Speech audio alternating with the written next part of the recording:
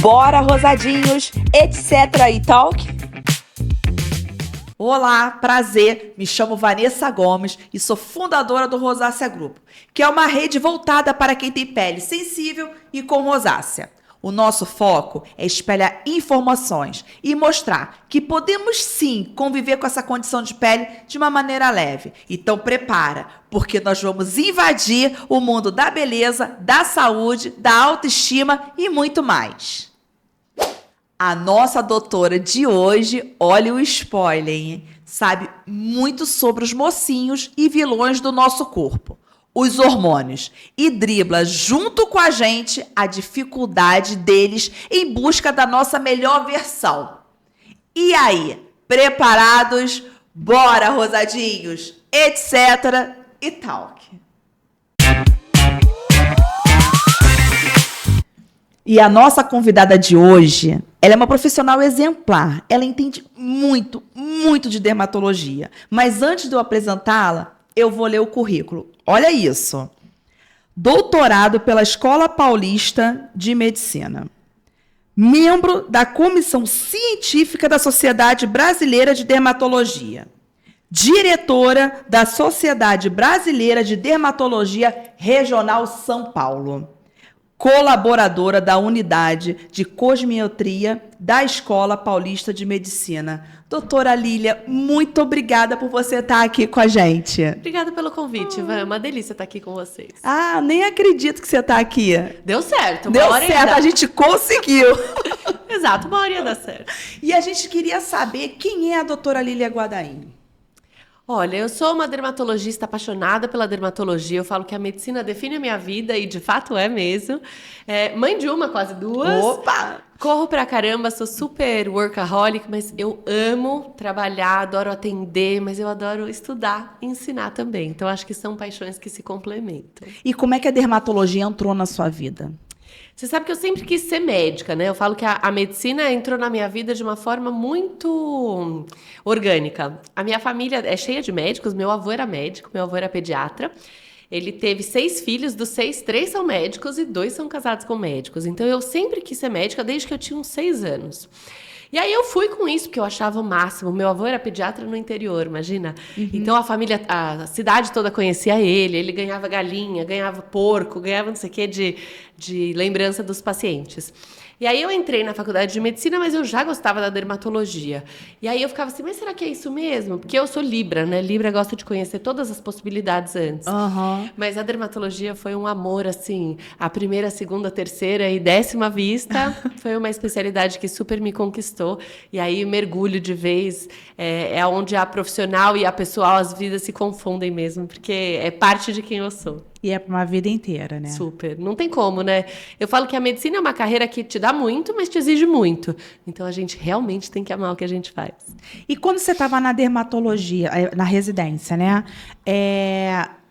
Você, assim, se apaixonou? Ou você tentou outras especialidades, ou foi direto? Eu entrei na faculdade já pensando em dermatologia, tá, isso é mentira. Mas eu entrei e comecei a fazer iniciação científica na dermatologia no 4º ano de faculdade. E aí, no 4º ano, eu comecei a estudar acne e cicatrização. E aí, eu tive uma orientadora maravilhosa, que eu falo que é a minha mãe dermatológica, que mudou a minha vida, a minha carreira. E aí, ela é outra apaixonada pela dermatologia. Então, isso foi meio passando. E aí que vem também minha paixão pela pesquisa e pelo ensino. Porque eu acho que eu fui pegando dela. E aí eu comecei isso no 4º ano de faculdade, formei, entrei na residência, não parei nunca mais.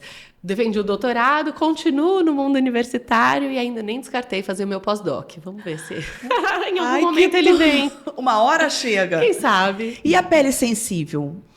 Eu acho que isso é uma coisa que a gente não se falava tanto, né? Na minha formação, isso não era uma coisa que se discutia muito.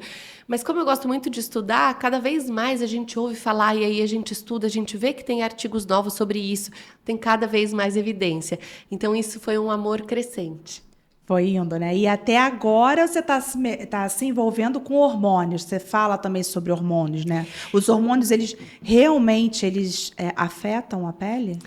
Eu acho que a gente entender a pele como um reflexo da nossa saúde geral é o grande segredo da gente entender a dermatologia como um todo, né? Então, os hormônios, eles regulam as nossas funções do corpo todo, inclusive na pele. Então, é mais a gente entender essas interações e como isso impacta a nossa saúde geral e a saúde da nossa pele. E afeta mesmo, né, doutora? Com certeza. Afeta Com mesmo, certeza. né? Como é que influencia? Como é que ele influencia na saúde da pele? Os hormônios, eles influenciam na saúde do corpo, né? Mas quando a gente vai imaginar, por exemplo, se a gente pensa nas doenças da tireoide, se a gente tem os hormônios da tireoide baixos, por exemplo, a gente tem a pele mais seca, um cabelo mais quebradiço, uma unha mais frágil, uma falta de viço. Se a gente pensa na diabetes, que é um distúrbio de insulina, que é um outro hormônio, a gente tem uma pele com dificuldade de cicatrização, com uma vascularização mais dificultada, até o aspecto neurológico é um pouco diferente, isso impacta na pele. Se a gente imagina na síndrome dos ovários policísticos, isso traz um distúrbio hormonal que aumenta a oleosidade, acne, pelos. Se a gente pensa na menopausa, a diminuição dos hormônios que acontece na menopausa impacta diretamente a pele, né? Deixando a pele mais fina, mais frágil, com mais tendência a lacerações, enfim. Então, os hormônios afetam a nossa saúde em geral, mas a saúde da nossa pele também. Também, né? E o melasma? O melasma é uma outra doença super importante que eu Super esqueci de citar. importante. Mas com certeza, né? Se a gente for imaginar, o melasma, os principais, ele é uma doença com predisposição genética, mas os principais gatilhos para o surgimento do melasma, com certeza, são a gestação, em primeiro lugar. Até 51% dos casos de melasma são relacionados à gestação. Em segundo lugar, o uso de anticoncepcionais hormonais. Né? Isso acontece com predisposição genética, o fator hormonal, e a gente sempre precisa do gatilho da exposição solar. Mas é uma coisa que tem uma predisposição hormonal grande, sim. Menopausa também? A menopausa, ela faz essa diminuição de estrógeno, que faz com que a pele fique mais fina, mais seca, mais frágil, mais atrófica, né? Então, a gente precisa entender a saúde em geral e aí entender os pormenores de cada hormônio e como isso afeta a nossa pele. E quais são, assim, os sinais que a gente tem na pele que está tendo um desequilíbrio hormonal? Depende de qual hormônio a gente está olhando, né? Mas se a gente vê qualquer alteração de pele, por exemplo, a pele era oleosa e a pele ficou seca, ou a pele era normal e de repente ficou muito oleosa, com tendência a cravos, espinhas. Se a gente nota aumento de pelos no rosto, principalmente na região inferior do rosto. Então, tudo isso pode ser indício de que a gente tem algum distúrbio hormonal. Sem contar na saúde dos cabelos e das unhas, que também são campo de atuação do dermatologista. E quando a gente vê que os cabelos estão mais quebradiços, que as unhas estão mais frágeis ou que os cabelos estão caindo, às vezes vale a pena a gente entender se a gente não tem nenhum distúrbio hormonal por trás, né? Então, assim, eu chego no seu consultório, tô cheio de acne, né? Você pede exames de hormônio? Essa é uma ótima pergunta, porque não necessariamente.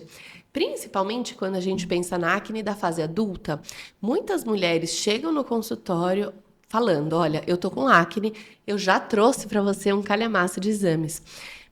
E aí muitas vêm até desapontadas, de putz, eu já olhei, já investiguei e os meus hormônios estão normais, por que é que eu tenho acne então, né? Sim, Mas a acne da mulher adulta, a grande maioria dos pacientes tem exames hormonais normais. Então, a gente não precisa examinar ou investigar todos os pacientes, né? A gente tem dados que até 70% das mulheres adultas que têm acne têm níveis hormonais normais. Então, a gente precisa, sim, investigar alterações hormonais em alguns casos.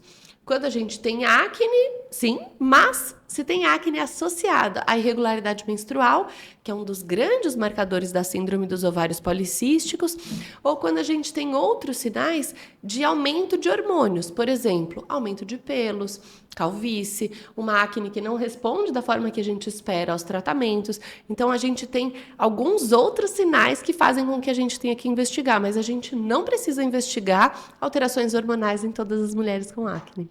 E, assim, manchas, né? Apareceu mais manchas. Isso tem papel do hormônio? É por conta de hormônios? Vamos botar assim, não melasma, manchas.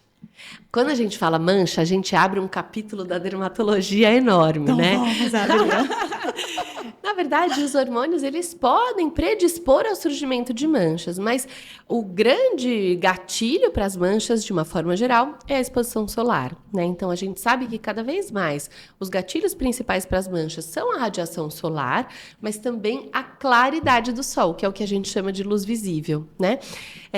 Em todas as manchas, ou na maioria delas, mas principalmente no melasma, a gente entende hoje o papel da claridade do sol. Aí tem uma outra pegadinha, que até uns anos atrás se falava da claridade dos eletrônicos. Então, muita gente ficava morrendo de medo de, a tela do celular, a tela do computador, isso deixa a gente manchado? E hoje em dia a gente sabe que não. Apesar desses aparelhos eletrônicos emitirem a luz azul, que é o que mancha a nossa pele, a intensidade dessa luz é 200 vezes menor do que a intensidade da luz do sol. Mas se a gente tem claridade do sol e radiação ultravioleta, isso sim pigmenta a nossa pele, né? Entre as manchas, sem dúvida, o melasma é o que tem maior papel dos hormônios. Mas aí a gente tem que entender cada caso, né? A gente pode ter manchas por acne, por exemplo. A gente pode ter manchas por alguma coisa que inflamou. Tem uma série de outros diagnósticos. O principal vilão aí, com certeza, é o sol. Então, eu tenho muito comentários no direct, perguntas, assim, da rosácea. Ah, a rosácea causou uma mancha. Eu tô com uma mancha por conta da rosácea. Isso acontece mesmo? Isso pode acontecer por causa do processo inflamatório. Então, até um tempo atrás, a gente chamava isso de eritema, que é vermelhidão no jargão médico, né? Pós-inflamatório. Hoje em dia, a gente nem fala mais pós-inflamatório, porque a gente entende que se tem vermelhidão, você ainda tem inflamação. Tá? Então, a principal mancha relacionada à rosácea é determinada pelo processo inflamatório. Eventualmente, se tem alguma lesão que persistiu por muito tempo, isso pode levar a uma condição que se chama hiperpigmentação pós-inflamatória, que daí aquela lesão que ficou muito inflamada pode causar uma mancha.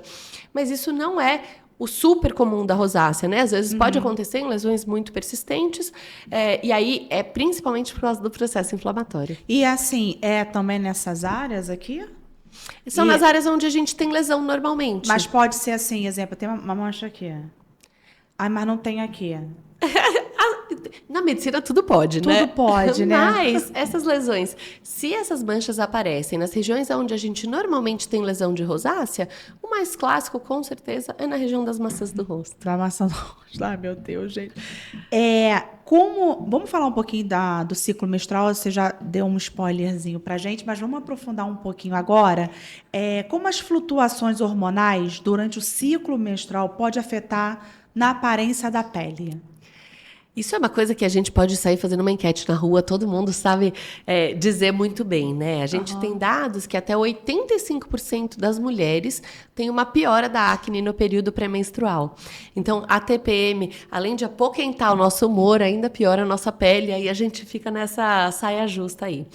Essa piora hormonal, na verdade, essa flutuação hormonal, o que acontece é principalmente uma troca do hormônio que predomina em cada fase.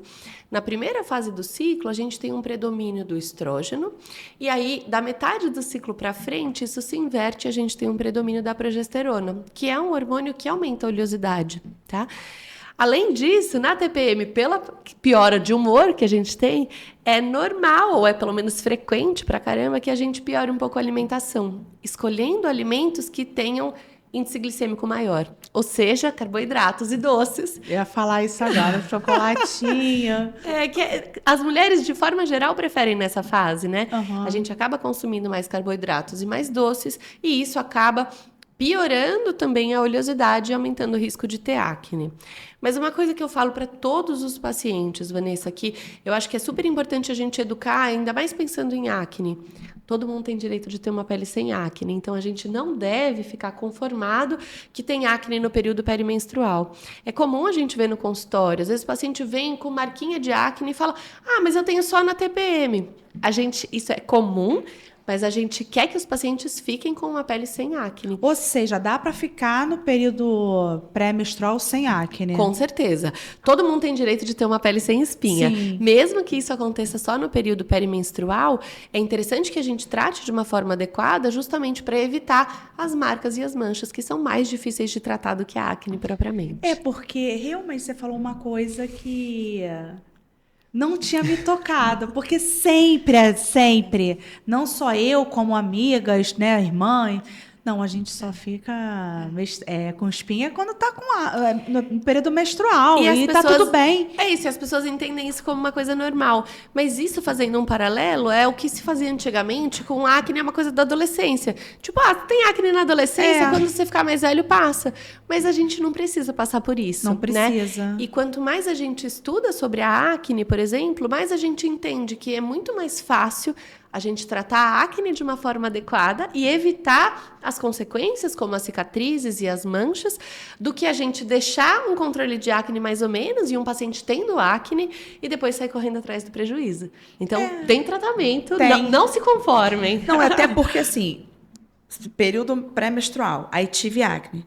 Aí a acne vai embora, mas fica a marca, Exato. fica a cicatriz, Exato. né?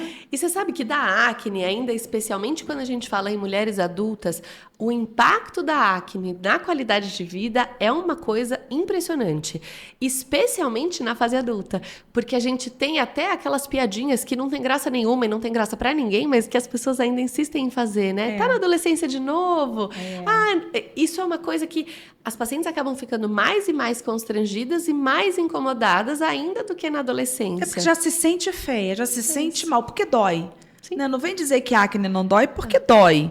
Né? E não é só acne, a rosácea também. Também.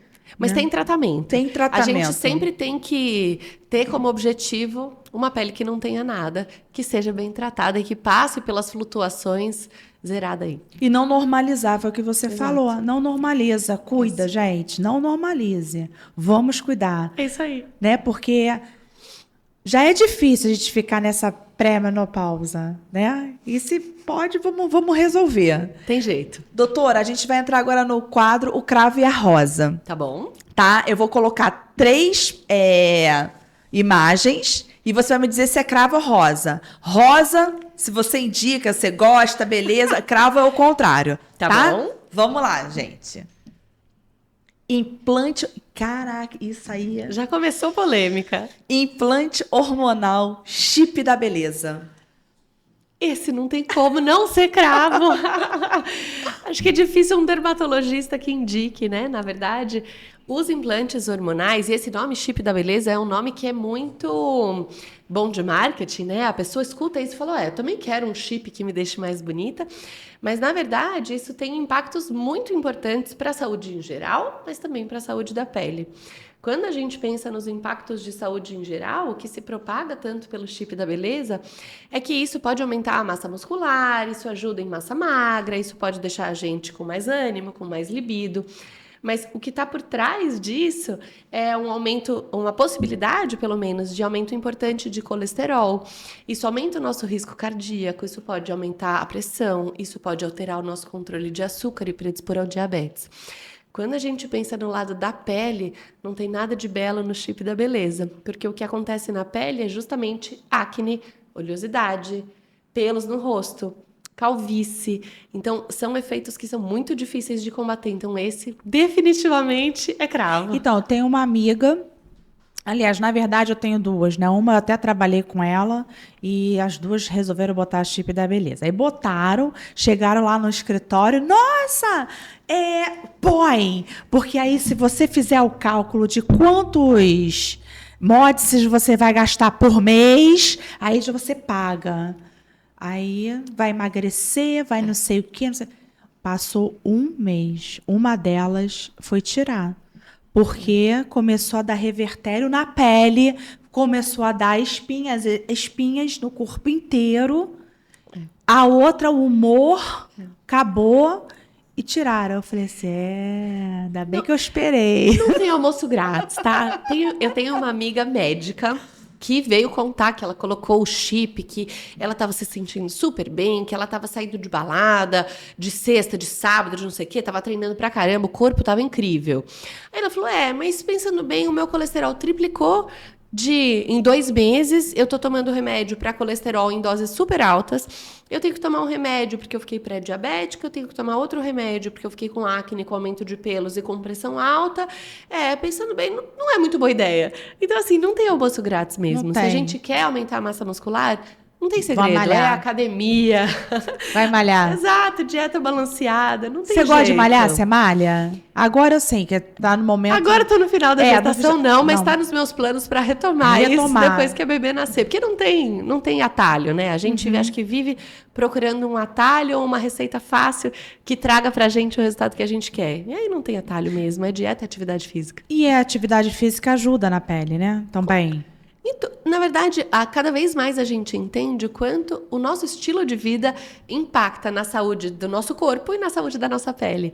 Então, a atividade física, uma dieta balanceada, fazer um bom manejo do estresse, dormir bem, tudo isso impacta na forma como a gente envelhece. Então, diminui o nosso expossoma, que a gente fala. Então, é recomendado. Com certeza. Próximo. Hormônios anticoncepcionais. Esse depende, vou fazer os dois. Os dois. É cravo e é rosa. Na verdade, a maioria das respostas em medicina a gente brinca que depende, né? Então, os hormônios anticoncepcionais, eles podem ser muito úteis no manejo de algumas condições de pele, como, por exemplo, na acne da mulher adulta, né? O que eu costumo dizer para os pacientes é que, apesar dessa ser uma ferramenta extremamente útil, os pacientes não precisam ficar escravos dela por causa disso. Então, o anticoncepcional, na minha prática, o que eu acho, ele é uma ferramenta muito interessante para a gente tratar principalmente acne da mulher adulta em pacientes que desejem um método contraceptivo. Se a paciente não quiser um hormônio ou não quiser tomar pílula por causa disso, a gente tem outras ferramentas. Então, é uma indicação muito interessante, mas não é a única. Então, a gente precisa fazer uma boa anamnese, uma boa consulta para entender o que essa paciente espera. Vamos falar do DIU? Bora. O DIU, ele é indicado, como é que é o hormônio? Eu tenho muita pergunta sobre DIU e rosácea, DIU e acne. Então, assim, para a gente começar, a gente tem duas categorias de DIU, né? A gente tem o DIU puro, que pode ser de cobre ou de cobre com prata, e a gente tem o SIL, que é o sistema intrauterino, que é um DIU que tem remédios, tá? E aí a gente tem dois no mercado, um que tem uma concentração um pouquinho maior, outro que tem uma concentração um pouquinho menor.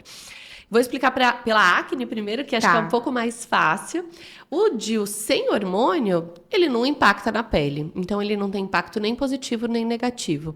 O que pode acontecer nesses casos é pacientes que tomavam anticoncepcional antes, suspendem o anticoncepcional e trocam para o DIU sem hormônio, elas podem sentir um pouco de diferença na pele, mas mais pela suspensão do anticoncepcional, tá? Sim.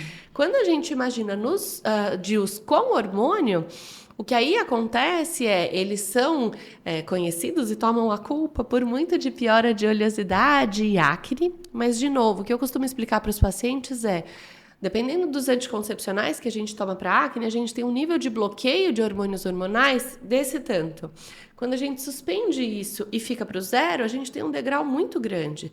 Do zero para o DIU com hormônio, a gente tem um degrau, ele piora um pouco. Mas o mais importante é a falta do hormônio. Então, o que os pacientes se queixam tanto e o que as pessoas costumam dizer que o DIU piora a pele, na verdade é mais a suspensão do anticoncepcional do que o degrau do eu não usava nada para eu comecei a usar o DIU, por exemplo, tá? Uhum. A indicação do método contraceptivo, eu sempre acho que a gente precisa de parceria com o médico ginecologista para entender o contexto dessa mulher, todas essas características. E o que eu costumo dizer é que mesmo se o DIU piora a acne, a gente tem uma série de outras ferramentas para a gente manejar isso sem precisar retirar, né?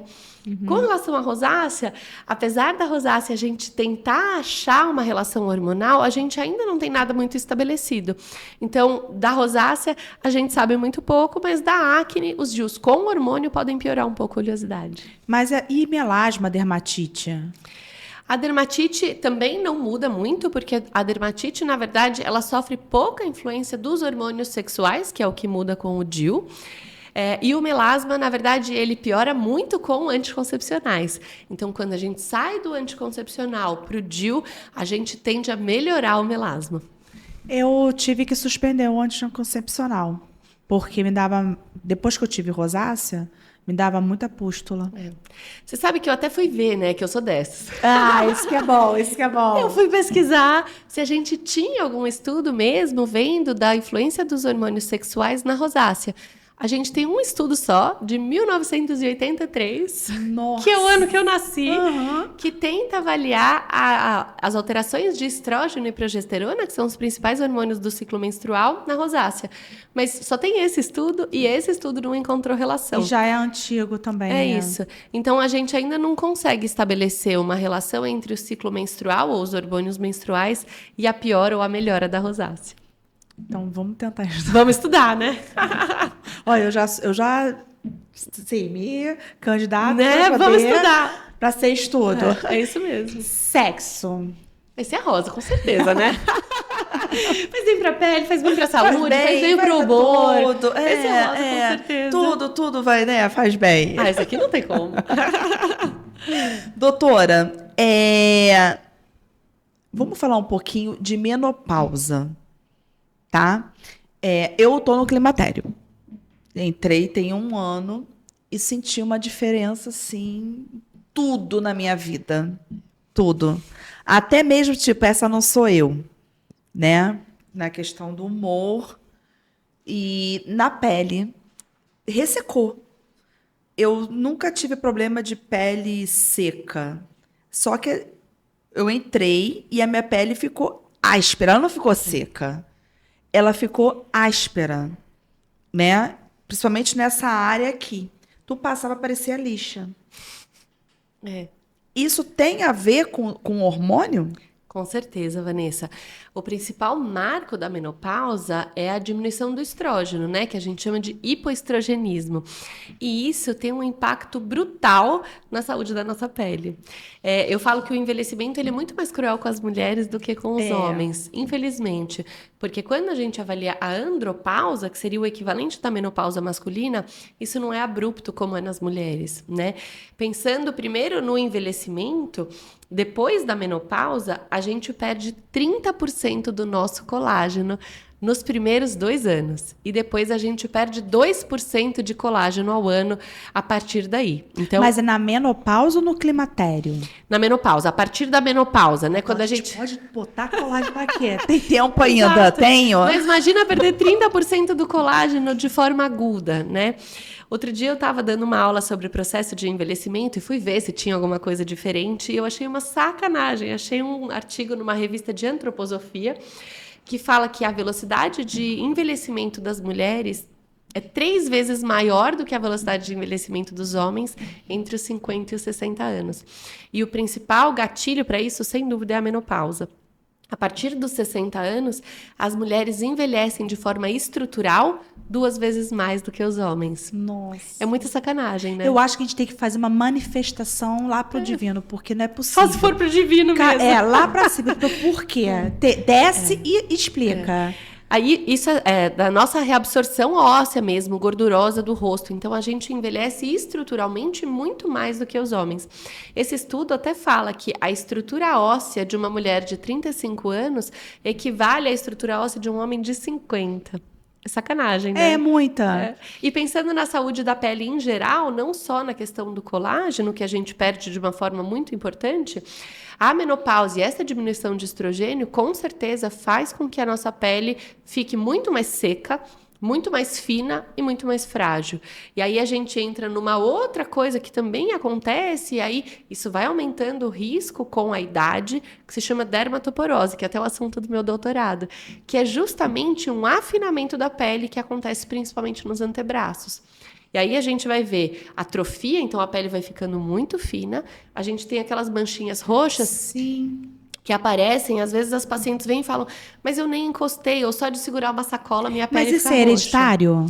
Mais ou menos. Na verdade, a dermatoporose é um termo que saiu como uma analogia da osteoporose, né? A osteoporose é a fragilidade do osso que acontece no envelhecimento, a dermatoporose é a fragilidade da pele que acontece no envelhecimento. Isso tem um fator hormonal importante, principalmente pela diminuição do estrógeno. Isso tem um pouco de predisposição genética, mas aí é principalmente pacientes de pele clara e tem a história da exposição solar ao longo da vida também. Eu tô te perguntando isso porque o meu pai teve isso, essa pele muito fina. A minha tia, que é irmã dele, teve. E assim, era essas manchas mesmo, a gente via que a pele estava muito fina. A gente, na dermatoporose, que é uma coisa do envelhecimento e ela é mais comum de novo nas mulheres, a gente tem mais ou menos 3 mulheres para cada 2 homens que têm essa Meu pai doença. tinha. É isso. A gente vai percebendo que a pele vai ficando extremamente fina, a gente tem essas lesões roxas que a gente chama de púrpura, a gente pode ter uma coisa que chama pseudocicatrizes, que são como cicatrizes mesmo, mas a pele é tão fina que ela rompe como se fosse de dentro para fora. Então fica a cicatriz e às vezes a pessoa fala, ué, mas eu nem tive nada. E aparece uma cicatriz aí.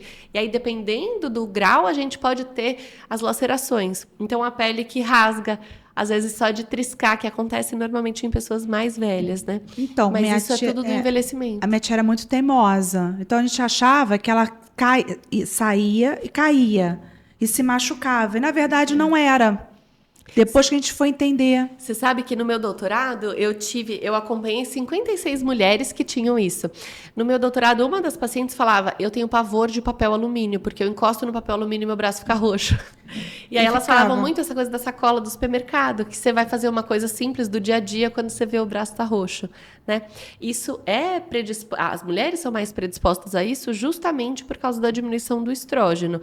Mas isso é um outro processo de envelhecimento. Mas, de novo, a gente tem algumas estratégias para tentar Isso que eu ia tratar e perguntar. Tem prevenir. estratégia? Tem como evitar isso ou não? A melhor coisa que a gente faz pela pele dos antebraços e pela pele do corpo inteiro é usar protetor solar, né? Então, o protetor solar é um fator, na verdade, a exposição solar é um gatilho de pior importante para esse afinamento da pele. Mas manter a pele bem hidratada, usar alguns cremes, como, por exemplo, cremes de ácido retinóico, mas aí com a orientação de um médico dermatologista, alguns produtos com vitamina C podem ajudar, tem alguns estudos com ácido hialurônico tópico. Para botar no corpo? De corpo, exato. Então, a gente tem algumas estratégias para evitar que isso aconteça. Pensando em orientações gerais para a população, sem dúvida, protetor solar e manter a pele bem hidratada. Teve um estudo que aconteceu, até uma revisão sistemática que foi feita, que na verdade é a junção de todos os estudos que a gente tem, né? Que mostrou uma diminuição pela metade do risco de a gente ter essas lacerações de pele só pelo hábito de usar hidratante 2 vezes por dia. O que a gente vê muito é os idosos tendem a ter pele bem mais seca. E aí, de novo, principalmente as mulheres. E às vezes as mulheres não passam hidratante porque pensam, tá seco, mas tudo bem. E na verdade, eu sempre falo que a gente precisa resgatar a principal função da pele. A principal função da pele é ser o nosso muro de proteção contra o ambiente externo. Quando o nosso muro está frágil e a nossa pele está super seca, a nossa barreira não está muito boa. Então, isso aumenta o risco da gente ter um monte de coisa. Então, hidratar a pele sem dúvida e proteger ela do sol. Então, é importante também a gente usar protetor solar no corpo. Em tudo que está exposto. Saiu de casa, não é só rosto, é corpo também. Em tudo que está exposto. Na verdade, a gente tem que passar a protetor partir solar. De hoje, pode ter certeza. Ai, antes tarde do que nunca. Vamos nessa. Vamos começar. Mas o ideal é que a gente use protetor solar em tudo que está exposto, né? Então, rosto, homens principalmente lembrar das orelhas, pescoço, colo e nos braços, sem dúvida. Isso diminui o risco de câncer de pele e diminui o impacto do envelhecimento E na até nossa pele. careca, né? Quem tem careca. Com certeza. Passar protetor solar ou lançar mão de proteção física. Então, chapéu, boné, qualquer coisa que proteja bem a pele do sol. Eu tô chocada. Pelo menos já aprendeu uma nova. Não, aprendi e já assim, mudei minha rotina agora. Exato. Da questão do corpo, porque eu tenho isso no que está exposto, sim. E a gente até recomenda fazer isso como um hábito diário. Se todos os dias você tem que pensar ativamente se você vai passar o protetor ou não, porque se você vai sair ou não, se você vai estar exposta ou não, quando você vê, é meio-dia, você está na rua e não passou protetor solar. Então tem que ser um hábito mesmo. Tem que ser. Idealmente, ainda mais num país quente e ensolarado como o Brasil, acordou, passa protetor solar sem pôr a roupa ainda, porque daí você garante que você está bem protegido. Nós falamos um pouquinho, mas vou pedir para a gente aprofundar mais, tá? É o papel dos hormônios no envelhecimento. A gente já falou, mas assim, Um resumo, assim, só pra gente... O principal dos hormônios no envelhecimento é justamente essa diminuição do estrógeno, Do né? estrógeno. Então, o hipoestrogenismo é o que vai causar o afinamento da pele, essa pele que fica muito mais seca, mais fina, mais frágil. E essa alteração, além da gente ter uma barreira cutânea muito pior, a cicatrização é mais lenta, o reparo de barreira é pior. Então, até os nossos mecanismos de reparo são mais lentos e prejudicados com o processo de envelhecimento. Doutora, essa aqui eu vou ler, tá? Que medidas podem ser tomadas para equilibrar os hormônios e promover uma pele mais saudável por dentro, além dos cuidados tópicos? Essa é uma pergunta importante, e aí, assim, aqui a gente abre uma gama gigante de possibilidades, né? Então, a gente precisa primeiro entender qual é o hormônio e se ele de fato está alterado. Aqui eu acho que a gente precisa ter um bom diagnóstico e tratar o que está alterado. E mais importante, talvez, do que isso, é a gente não criar aberrações ou a gente não criar alterações hormonais. Por exemplo, com o chip da beleza. Por exemplo, não fazendo ou não caindo. Infelizmente, a gente passa por uma fase muito difícil na medicina de diagnósticos que não tem correspondente científico, como, por exemplo, mulheres falando: a minha testosterona está baixa, eu preciso repor, né? Só para a gente lembrar que, especialmente em mulheres em idade reprodutiva, então na pré-menopausa, a gente só dosa a testosterona para saber se ela está alta. Os exames nem têm sensibilidade para dizer se a testosterona é baixa. Eu brinco que o meu sonho maravilhoso era dizer alta ou não alta, porque às vezes vem no limite inferior, mas a gente nem tem sensibilidade para isso. E aí, na tentativa de repor uma testosterona que aparece baixa no exame, mas que é uma coisa que nem existe cientificamente, a gente pode daí causar oleosidade, acne, calvície, aumento de pelos. Quando a gente pensa em outro diagnóstico também super polêmico, mas que também não tem correspondente científico, que é a fadiga adrenal, nessa ideia da fadiga adrenal, você tenta tratar aquilo e você gera uma série de outras alterações. Quando a gente tenta tratar emagrecimento, por exemplo, com hormônios tiroidianos, isso se fazia muito antigamente. Você pode criar um distúrbio da tireoide porque você engana o organismo fornecendo um hormônio que aquele corpo não precisa. Então, mais importante do que tratar o que está alterado é não... Ou tão importante quanto tratar o que está alterado é não criar alterações. E aí, não inventar ideia, né? Exato, não inventa moda. Resumindo, não inventa ideia. Exatamente. E agora vamos falar de um tema que você, no momento, está vivendo isso, né? Que é a gravidez. E eu queria saber, assim... Como é que é o hormônio na gravidez? O que a gente pode... O que pode ajudar a não alterar tanto? Porque altera tanto o puerpério quanto a gravidez, né? Com certeza. Na verdade, na gravidez, a gente até tem um termo que a gente fala que é imbebição gravídica, que a mulher está literalmente mergulhada em hormônios. Mergulhada. Né? A gente fica, até os nossos ligamentos, a gente tem mais risco de torcer o pé, por exemplo, porque está tudo imerso em hormônios e tudo muda mesmo, porque a gente está construindo um ser humano novo, né? Sim. Mas a gente precisa entender o que vai acontecer com a nossa pele. Então, o recado para as gestantes é, primeiro, não sofra por antecedência. Quando a gente imagina na acne, a gente pode ter acne durante a gestação, ela pode continuar igual ela sempre teve, ela pode ficar melhor do que ela sempre foi, ou ela pode piorar. Muitas pacientes têm um medo da gestação, de, ai meu Deus, o que vai acontecer com a minha pele? A gente não sabe. Então, esse é o famoso, a gente tem que acompanhar e ver como você vai evoluir. A própria rosácea, durante a gestação, tem pacientes que ficam com controle melhor, tem pacientes que ficam com controle pior. O que a gente precisa, eu acho que a gravidez já é uma fase tão cheia de inseguranças e incertezas que a gente não precisa sofrer por antecedência. Tenha bons médicos ao seu lado para te acompanhar nesse processo.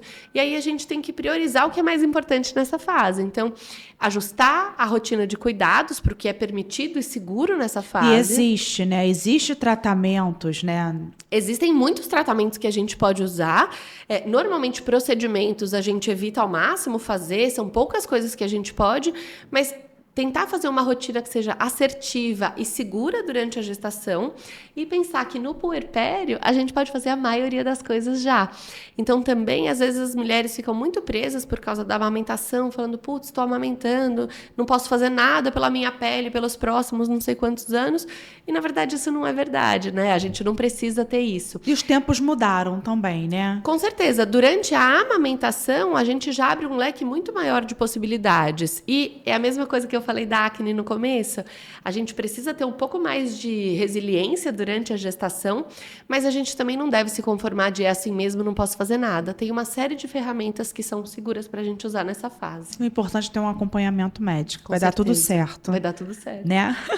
Doutora, agora a gente vai para o quadro Pergunta dos Rosadinhos. Eu fiz perguntas para os seguidores lá no Instagram, os Rosadinhos, né? Botei uma caixinha, escolhi 2 para você responder, tá? Vamos lá. Vamos lá. Primeira. O que é acne hormonal? Tenho 20 anos e fui diagnosticada. Quero entender mais sobre isso. Regina Cabral.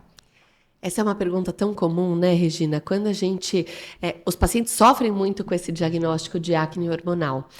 O que a gente chama, na verdade, vou ajustar a sua pergunta aqui. A gente chama de acne da mulher adulta, a acne em mulheres, em geral, a partir dos 25 anos. E isso tem características específicas, como, por exemplo, ter muitas lesões inflamatórias. A gente fala que a acne na adolescência tem uma distribuição em T, então a gente tem acometimento da testa, do nariz e do queixo.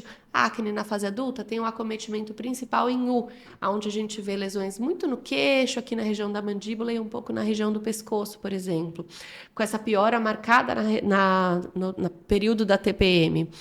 Aqui, pensar em acne hormonal, a gente precisa entender se de fato você precisa ser investigada, então se você tem irregularidade menstrual, se você tem aumento de pelo, se você tem uma acne que surgiu de forma muito abrupta, ou se você está junto com 70% das mulheres que têm exames normais, mas tem esse padrão de acne da mulher adulta. Então, aí a gente precisa entender cada caso, se você toma ou não anticoncepcional, se você tem algum fator de piora para a acne, como, por exemplo, o uso de hormônios, como esses hormônios que a gente discutiu, né, dos implantes hormonais, dos chips da beleza. Se você usa anticoncepcional, qual anticoncepcional você usa, como está a sua rotina de cuidados. Mas cuidado com esse diagnóstico de acne hormonal, porque muitas pacientes vêm angustiadas com isso, e na verdade o que a gente vê é que a maioria das pacientes tem hormônios normais, isso é só a evolução da acne na fase adulta mesmo. Posso aproveitar e fazer uma pergunta 100% leiga, tá? Vamos. Não me leva a mal, Vamos. mas não sei mesmo. A acne, ela também pode ser emocional? Ou não? Mais ou menos. Na verdade, assim, o estresse emocional é um fator de piora para acne, né? Do mesmo jeito que a gente entende o expossoma e o estilo de vida para o envelhecimento, a gente entende isso para acne. Tem até um estudo mostrando como a acne atrapalha a qualidade do sono, que foi até o Marco Rocha que fez. Então, com certeza, o estilo de vida impacta no melhor ou pior controle da acne. Mas uma coisa que a gente precisa combater de fato é o estigma de que a acne é uma doença emocional. Isso é uma coisa que a gente vem discutindo na dermatologia para um monte de doenças. Porque senão a paciente, além de ter que lidar com a doença em si, ainda tem que lidar com o estigma de que ela é estressada ou que o emocional dela é ruim e por isso ela tem acne. E não é. Então, isso com certeza não. Já está descartado. Já está descartado. Na verdade, a acne é uma doença com predisposição genética, onde a gente tem uma série de alterações de receptores, de metabolismo hormonal na própria glândula sebácea, e o estresse é um fator de piora. Mas não é culpa do paciente, pelo amor de Deus, quem tem acne não é culpado. Eu tinha essa dúvida. Isso a gente vem discutindo isso muito para várias doenças, né? Para acne, para rosácea, para dermatite atópica, para vitiligo, porque esses pacientes já trazem a doença já é difícil de lidar e eles ainda têm que lidar com esse estigma de, é porque isso você é muito estressado. E na verdade o estresse pode funcionar como um gatilho ou como um fator de piora, mas nunca é a causa. Próxima, gostei dela. Próxima. Os hormônios masculinos também podem afetar a pele, como? Priscila Campos. Os hormônios masculinos são os principais gatilhos aí quando a gente pensa na pele, Priscila, principalmente quando a gente pensa em doenças relacionadas à oleosidade, né? Os hormônios masculinos, que são os androgênios, eles aumentam a glândula sebácea, eles aumentam a produção do sebo pela glândula sebácea e eles alteram a qualidade desse sebo. Então, os hormônios masculinos aumentam as doenças relacionadas à oleosidade todas. Então, acne, dermatite seborreica, tanto do rosto, quanto do couro cabeludo, quanto do tronco. Isso pode aumentar a calvície, por exemplo. A calvície, mesmo a rarefação de cabelos que é de pacientes femininas, né? Que a gente vê que o cabelo vai ficando fino e mais ralinho. Isso acaba piorando muito com alterações relacionadas a hormônios masculinos e aí principalmente aumento, né? Então, interfere, né? Com certeza. Isso a gente pode ver em situações corriqueiras, como, por exemplo, na síndrome dos ovários policísticos, né? Que, basicamente, o que acontece é um desequilíbrio com o aumento de androgênios. E a gente tem visto isso cada vez mais, infelizmente, com o uso desses anabolizantes, chips da beleza, implantes hormonais. Mas, com certeza, impacta. Essas coisas que a gente não deve, né? A gente fica fazer. inventando moda, não inventa moda. Já é tudo tão difícil, ainda vai inventar. A natureza é muito sábia. É. Eu acho que a gente cai em armadilhas quando a gente fica tentando achar que a gente é mais esperto que a natureza. Se a natureza fez as mulheres com menos hormônios masculinos, isso tem uma razão de ser.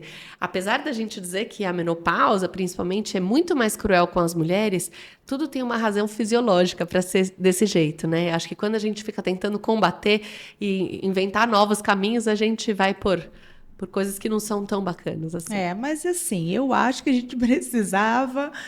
Fazer uma manifestação lá pra cima, eu achei acho. uma boa ideia. Gostou? Eu acho que sim. Até quem ainda não entrou, entra porque vai passar por isso. Né? Eu acho que a gente já menstrua, que não é legal. Né? A gente já tem dor de parto, né? Tipo, para ter filho, né? Tem pessoas que não têm, mas muitas têm. E ainda vai passar. Já tem TPM, já tem cólica, já tem tanta gente, coisa. A gente vai lá no menopausa, seca lá e pronto, gente, né? Tipo, não precisava. Não é fácil pra gente. Mas tem um lado bom que eu tô começando a ver. Não posso falar assim, cara, esse é o lado bom. Na minha opinião, mas eu acho que eu já estou começando a ver. Realmente a gente sente o envelhecimento. Realmente em tudo. A gente vê a mudança. E isso, para mim, está sendo uma experiência legal, porque quando a gente é jovem, pelo menos eu, não imaginava chegar nessa fase. Né? Nunca nem pensei. Eu achava que eu ia morrer com 28 anos. Menina! Por Deus. Quando eu fiz 29, estou no lucro, sabe assim? Então, eu não imaginava que eu chegaria e passaria por menopausa, climatério.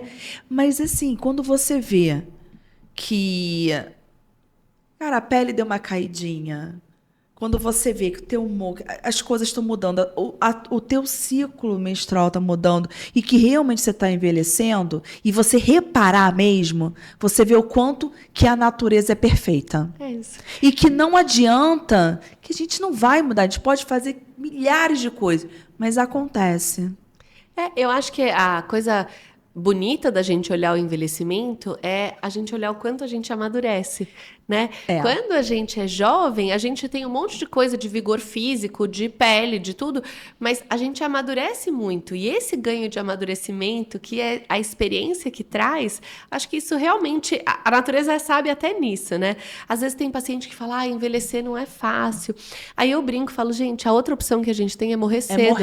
É melhor a gente envelhecer. E eu acho que o melhor jeito da gente olhar para o envelhecimento é justamente a gente não tentar combater. Não tentar. Quando a gente tenta combater o envelhecimento e falar eu não quero envelhecer, a gente se frustra muito, porque não tem outro caminho. Então, eu acho que o melhor caminho para a gente olhar para isso é eu quero envelhecer da melhor forma possível. Com o vigor físico da melhor forma possível, com uma massa muscular que me permita ser independente por muito tempo, com uma pele que não tenha os sinais e os estigmas do envelhecimento, mas sem tentar ser uma pessoa de 90 anos com o aspecto de um rosto de 20 ou de 30, porque isso nunca vai acontecer. E é daí que a gente vê essas aberrações de procedimentos e coisas quando a gente tenta se transformar em quem a gente não é. Na hora que a gente entende o caminho e tenta ir só transformando isso da melhor forma possível, acho que a gente... Não, e o reparar. eu acho que é o que está acontecendo comigo, que eu estou tentando fazer, né? É o reparar que realmente está acontecendo, Sim. né? Está acontecendo. Hoje eu tenho 47 anos. E dá sinais. E aí você fala, caraca, realmente aconteceu com a minha mãe, aconteceu com a minha tia, está acontecendo comigo também. E aí você vê que realmente a natureza ela é perfeita. Por mais que a gente se cuide, ela está ali, o envelhecimento está ali e vai acontecer. E vai acontecer. Tem até uma história de um bilionário que fica transferindo o sangue do filho e ele já gastou não sei quantos bilhões para tentar ficar jovem.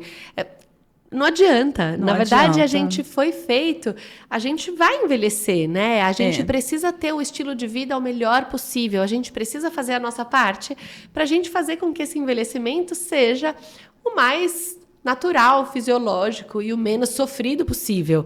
Mas quando a gente fica achando que a gente não vai envelhecer, não é um bom caminho. É focar não no envelhecimento, né? Na saúde. Sim na saúde, para que corra tudo bem. Exato. Né? Doutora, a gente respondeu as perguntas dos rosadinhos, mas agora eu quero saber o que te deixa rosadinha. O rosadinha não é de rosácea, não. É aquele momento que te deixou feliz, te deixou com vergonha, enfim, o que te deixou rosadinha. Você sabe, Vanessa, que foi até engraçado pensar sobre isso. Quando eu era adolescente, eu ficava muito rosada com qualquer coisa que me deixava tímida.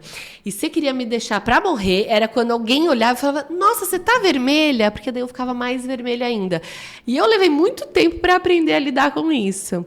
Quando hoje em dia eu dou muita aula, né? Eu adoro dar aula. E aí eu tive que vencer essa minha timidez e essa minha coisa de ficar rosadinha e sem graça, justamente porque eu gosto muito de estudar, eu gosto de estar envolvida nessas atividades. Então, a primeira aula que eu fui dar no Congresso Brasileiro de Dermatologia, eu já fui para uma sala que tinha 2.000 pessoas. Falei, bom, agora vai. ou vai ou racha, porque ou vai ser horrível e eu vou ficar tímida, vou gaguejar e nunca mais vou dar aula, ou eu vou conseguir fazer bem e eu vou entrar num caminho que me agrada muito. E aí, nessa época, mais ou menos, eu comecei a fazer aulas de canto. Meu pai é todo musical, e aí eu queria que ele fizesse, mas falei, então eu vou com você. E aí eu usei um truque mental que eu sabia que eu estava me enganando, mas que deu certo. Nessas aulas de canto, a gente tinha apresentação, show e tal. E quando eu ia cantar, eu falava, gente, eu não posso ficar tímida, porque eu nem sou cantora da minha vida. Quando eu dou aula, eu tô falando uma coisa séria para uma plateia muito crítica. Então, eu não vou ficar tímida para cantar. Daí eu ia lá, subia no palco e cantava. Aí, quando eu ia dar aula, eu falava, gente, aqui eu tô na minha zona de conforto. Eu tô lidando com o que eu estudo e o que eu sei. Eu não vou ficar tímida para dar aula. Eu canto sem saber cantar. Daí eu ia lá e dava aula. Então, eu usei por muito tempo esse truque, até eu ficar cara de pau. Hoje em dia já vai fácil. Não, e deu Mas certo. já fiquei muito rosadinha na minha vida. Deu certo? Super. A primeira? Não, deu super certo, graças a Deus. Tanto que até hoje tô aí nesse universo. Treinei muito, fiquei com dor de barriga, com borboletas no estômago, mas deu tudo certo no final. Mas aí também, de repente, essa borboleta no estômago é boa impulso, também, né? É boa. Assim, quando eu venho gravar, eu fico também, mas eu acho que isso que me impulsiona. Ai, desafia a gente a ser melhor, né? Sair da zona eu de falei, conforto. agora vai ter que ser. No primeira vez que o primeiro episódio, eu tava muito nervosa. Muito. Aí eu falei, olhei pro céu, eu falei assim, não tem como eu ficar nervosa, não tem tempo pra isso. Então vambora que não dá tempo. Exato, vamos que vamos. Tem que ir, né? Exato. Se eu ficar nervosa, isso. hora passa e a gente precisa correr. Esse é o famoso deu medo, vai com medo mesmo. Vai com medo mesmo. Doutora Lília, acabou. Passou muito rápido. Não realmente. te falei? A gente fica no papo, passou super rápido. E a gente ainda tem mais assunto, né? Então eu aproveito, já convido para a parte 2. Pode contar comigo sempre, Van. É um prazer estar aqui com você. Obrigada pelo carinho, obrigada pelo apoio de sempre, mesmo a gente sem se conhecer pessoalmente. Você sempre me apoiou lá no Rosácea Grupo, sempre me ajudou a passar informações para os Rosadinhos, e eu sou muito grata por isso. Obrigada por você estar na minha vida, na vida dos Rosadinhos e do Rosácea Grupo. Para mim é um prazer, a gente já estava aqui falando antes de começar a gravar, né? Foi. Mas só para deixar registrado, eu acho que esse seu projeto é extremamente importante, porque você traz informação séria e você traz o olhar do paciente. Acho que esse misto da gente trazendo a parte científica e médica, mas você com o olhar do paciente é uma alquimia muito interessante. Você está de parabéns. É um orgulho fazer parte desse projeto. A gente juntos consegue espalhar mais informações, né? Com certeza. Tô quase chorando. Não chora, mas pode contar comigo. Obrigada, doutora. Obrigada a você, Van. E aí, rosadinhos? Chegamos ao final de mais um episódio. Gostaram? Se gostaram, vem aqui embaixo, dá um like, comenta, porque nós estamos de olho em tudo. Quer fazer a pergunta pro próximo episódio? Comenta aqui também, tá? Não esquecendo que nós também estamos nas plataformas de áudio. No Instagram, no Facebook, no TikTok. Precisando de mim? Bora, rosadinhos, etc. e talk.